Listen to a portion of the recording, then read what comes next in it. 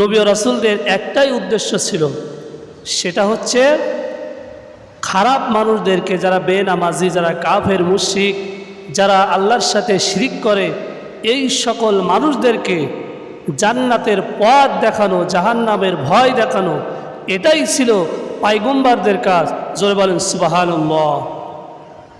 এবং আল্লাহ রাসূল সাল্লাল্লাহু আলাইহি সাল্লাম বলে গেছেন যে আমার মৃত্যুর পরে ইন্নাল উলামা ওয়ারাসাতুল আম্বিয়া, এই দ্বীনের দাওয়াতের কাজ, এই যে জাহান্নামের ভয় দেখানো, জান্নাতের লোভ দেখানো, কবরের আযাবকে মানুষের কাছে শোনানো, সার্বিক বিষয়গুলোকে যারা উপস্থাপন করবে তারা হচ্ছে ইন্নাল উলামা ওয়ারাসাতুল আম্বিয়া, নবীগণের ওয়ারেস। জোরে বলেন সুবহানাল্লাহ।